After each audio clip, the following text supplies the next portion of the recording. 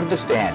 What is going on with the Kurds? Have you heard about that? I have heard about the Kurds. So what's going on? What is going on? What do I think? I have read, and I believe this is probably true, that they are the largest autonomous population in the world that does not have their own country. Uh-huh. And I also know that the U.S. has not necessarily done right by them on a number of occasions, but many people have. It's happened over and over and over. Iraq, Saddam used the mustard gas, I believe, or something like that. Yes. On the Kurds. You know that Saddam Hussein actually was killed and hanged because of his crimes against the Kurds. That was the justification for that. It. Was yeah, yes, absolutely. That was the main reason. Everything that I've heard, that they have been an amazing, resilient people for a long, long time. They also, I don't remember. I know that I've read about this, but I don't remember the relationship between the Kurds and the Yazidi. Maybe that's a whole different issue. Yeah, the Yazidi is kind of is that the religion? Yazidis are religion, and they're not Muslims. Kurds are Muslim. Kurds are. I'm going to give you a historical thing. You know, have you heard about Saladin? Saladin? Yeah, Saladin. Yeah, I have an accent. Yeah, you got to know. I know. Yeah. Have you ever heard about him? I have. You know that he was a Kurd? He was the one in Jerusalem, I believe. That he was, supposedly according to Muslims, he's the one liberated Jerusalem from the Crusaders. Yeah, and it's fun to say. Saladin, yeah. His name is Salahuddin. Arabic, so, but you know. Are we in Arabia? No. So it's Saladin. Saladin. Okay.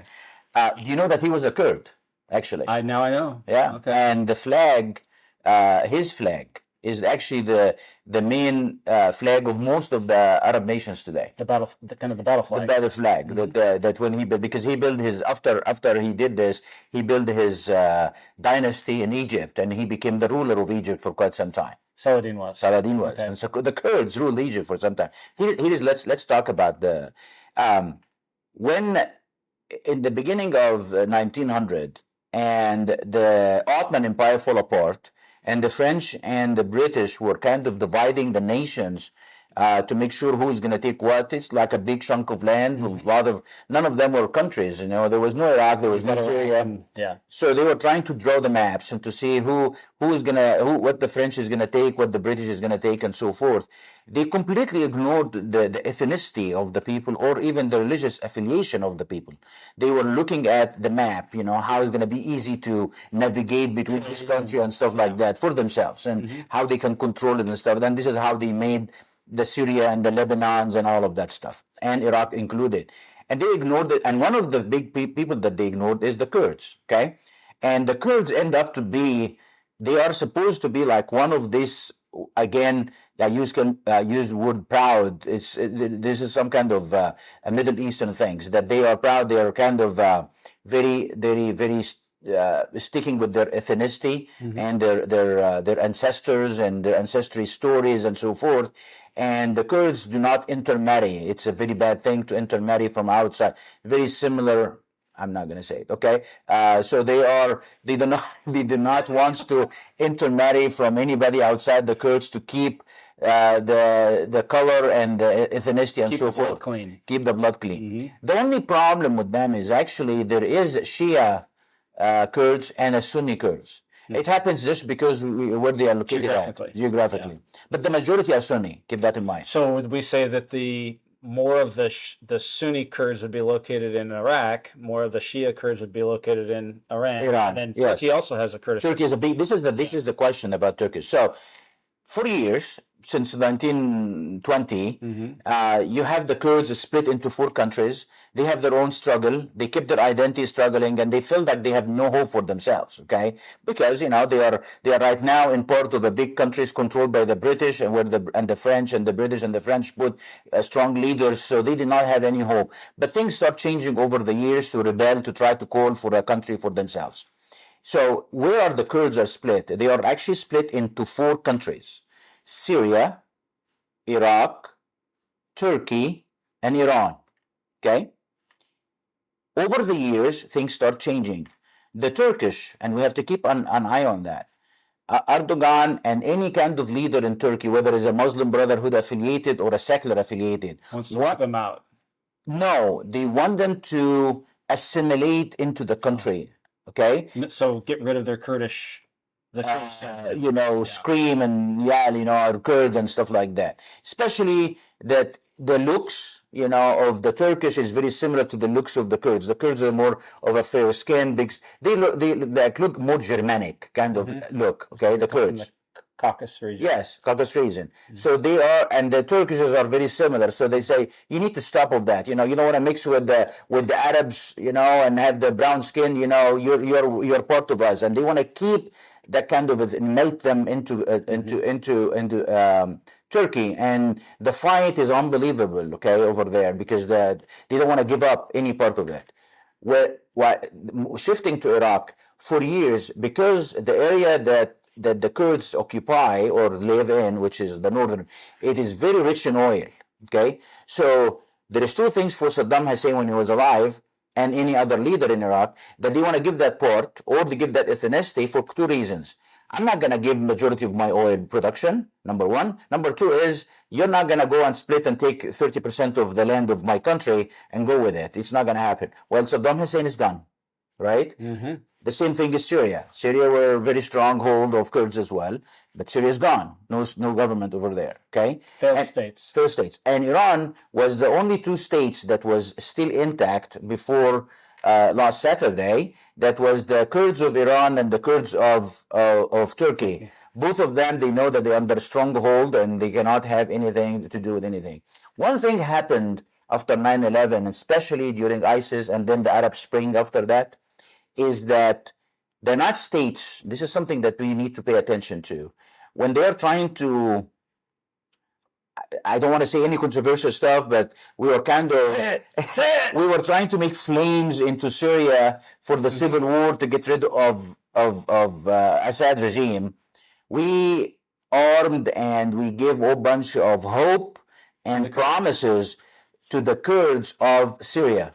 Okay, that they would be able to have their own land. You can have your own land, and you can join forces with those your buddies in Iraq, and we can form your own country. And you don't even need to do it. Maybe we'll give you part of Syria to have Kurdistan, and maybe mobilize the Kurds over there. But the Kurds are not going to give any land anyway. But anyway, they have been giving a lot of weapons, a lot of stuff, so they can fight our fight in Syria to remove the regime of Assad. And now they're doing the same thing for us. And we give them promise. We got to give them a land. Make sense? Right? Mm-hmm. So now the same thing is happening right now. I think part of Trump plan, Israel plan, the promises that Netanyahu told Trump, here is what we're going to do. You don't have to put boots in the ground. The Kurds, we're going to give them some boots and they will put it on the ground. Okay? Mm-hmm. So they can do cause of a lot of problems. But here is the question.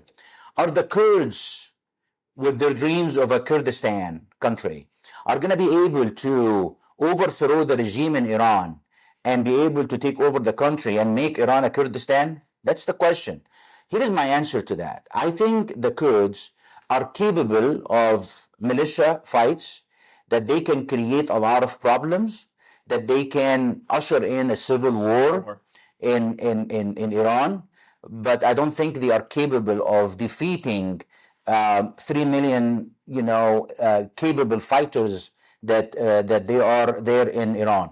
However, if the U.S. or Israel or maybe one of the Gulf states, I doubt that, but if they have a continued air campaign going on, just decimating the ability for the Iranian, whatever's left of the Iranian government to prosecute a war in the air or on the ground, it certainly gives the Kurds a better opportunity on the ground. And it's also a distraction. You're a military guy. You know this. I'm going to tell you what's going on over here.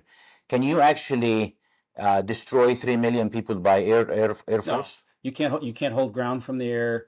You can kill a lot of people, but they have to be concentrated. Yes. Right. So you have 3 million people dispersed all over Iran who are capable military forces, between reserve and active military and otherwise. And one thing, yes, we are destroying their capabilities, but as you can see, they're still sending missiles. Mm-hmm. So even that, we're not 100%. We might be 100% in the near future, but the people on the ground are still armed, and they still have their guns, handheld guns and otherwise, and grenades, and they are ready to fight. And there is no way you can take them out except we have, people on the ground. Boots on the ground. And that's. But here is the thing that But here is the thing that I want people to pay attention as well to the key players. Turkey is not going to like that. Why? Because for Turkey, that if all of a sudden the Kurds, even if they succeeded, even if everything happened, and the Kurds were able to take over Iran or take parts of it, join forces with the Iraqis and the Syrian Kurds, and form some kind of a very strong army, that they're going to have a battle in the streets of Iran, were able to overthrow the regime. This means the end result, a Kurdistan. And when you have a Kurdistan as a country, immediately the first thing they ask, we want to join and take that part of Turkey or take the people out of Turkey. Turkey says absolutely not. This is kind of a life and death for the Turkish. Okay, this is one thing, right? Yeah. So the Turkish is not going to like that. The second thing is the Iraqi. Even Saddam Hussein is gone. Okay, the Kurds having their own country and separating it because if it's oil, very oil-rich area, the rest of the Iraqis are not going to like it, and then all of a sudden you have Iraqis fighting. Those are the worst-case scenarios. So we might end up with having two civil wars, not only in Iran, but actually in Iraq as well, when Turkey is not happy. Yes, three. It's going to be a serious problem if it happens. We can give them things, we can give them weapons, we can continue equipping them with intelligence like we did in Syria. But did they succeed to remove the regime that is very weak in Syria, where they are only the whole people behind Assad was 2 million people. Were they succeeded in doing that in Syria? They did not. So yes, they're going to have more people by joining the forces with the Iranians and the Iraqis, but they are not going to be that powerful to remove a stronger regime of Iran. In Iran. And the question even before that is, are they going to, clearly right now they are. They're going into western Iran and fighting and causing militia groups and things like that, which is great. Well, we're aiding that. Israel is deliberately, for sure, and the CIA. I'm sorry. I don't want to mention people that get me trouble. So the military forces of Israel and the United States are bombarding the border to remove it up so they can cross. Yeah, they're weakening that front. But the question for the Kurds is, I mean, in my mind, what I see is Lucy holding the football for Charlie Brown. Okay. Right? I mean, it's like, how many times does Charlie go to kick the football and she keeps pulling the football out of the way? I mean, this is what we've done to the Kurds time and time again. Yes. And it's like, are they going to go to kick the football again? Yes. And I'm not saying, I mean, I'm a proud American. God bless America. But the Kurds have been screwed every direction. We don't have consistency. That's the problem. Well, I think if the United States really, really wants to give the Kurds a country, we would have done it. Yeah. But the problem is we are not consistent, and we do not know the consequences of that. And then we have one administration after another. Bush, not Bush. Obama was supporting them. Trump came and did not like it. Biden came in, and Trump himself did not like it for quite some time. As a matter of fact, the problem between Trump and his first, Minister of Defense, first administration, when have Mattis, this is what he did not like, because Trump said, no, I'm not going to continue helping the Kurds, and Mattis wants to continue helping them, and this is where he resigned. This is history now, 10 years ago, but you have to keep that in mind, all of that stuff. So, again, the question is, if the Kurds are capable of taking over the Iranian regime, maybe with our help, they will able to cause serious problems. But there is other things. Here is another thing that we need to keep an eye on. There is another scenario that has been pushed in the media as well, that the son of the previous Shah, which is the previous king of Iran, would come back victorious and be able to lead the people. Here is the thing. He has zero credibility. No, well, maybe he believes it. Well, he may, but that doesn't. You believing something may give you personal credibility. He has zero ground support. There's no. I mentioned that earlier. The Iranians. Even those who are rebellious, and you have to keep in mind there is no leadership. And if the Iranian rebellious needs the help of the Mossad and the British and the United States CIA to kind of organize and stuff like that, means that they do not have autonomy on their own. They don't have a power on their own. Why they have to send the Mossad and the CIA and the intelligence of England, which is documented. I'm not saying conspiracy right now. Yeah. That the December kind of uprising was all organized and helped by and facilitated by us. Yeah. So if they do not have a ground game themselves to do it, how they are going to be able to take over the country? They don't have leadership. It will come out, hopefully, I don't know. But then to think that the Shah son is going to go in and they're going to be received victorious, he believes it. He has those dreams of his fathers, like you say, Yeah. But in reality, he has no people supporting him. There is few people that love the old days of the Persians. Well, not only that, there are a few people alive that would even Remember, Yeah, I but mean, they remember the mistakes that they have done. well, they've remembered the mistakes, but I'm saying if you were I mean, I'll use the term voting, a voting Iranian citizen, which that would be to assume that they were voting on anything. But if you were of that age, you're a lot older now, right? And you're on the way out, not on the way in Yes. this process. So the people that are the future of Iran have the Shah's son has no credibility with them. He has zero ground game. Zero. Okay. Yeah. And so we're laying it down. One thing that we can take away from all of that stuff, everything is up in the air. I know we have limited information. I have a little bit more. But the thing is, I don't think we have a very solid plan as what's come next. We were hoping that we take the head of the state would fall apart. It did not happen. We still have 20 days to go. They say 40 days, but I believe that is a 20 day of bombardment of their military piles. But what comes next and what is going to happen until then? What is kind of economical impact that is going to have on oil and everything else? And the Gulf country is talking about they withdraw their investment in the United States of the trillions of dollars. That's a serious issue. We can talk about it in the next episode. Thank you, guys. We'll talk to you soon.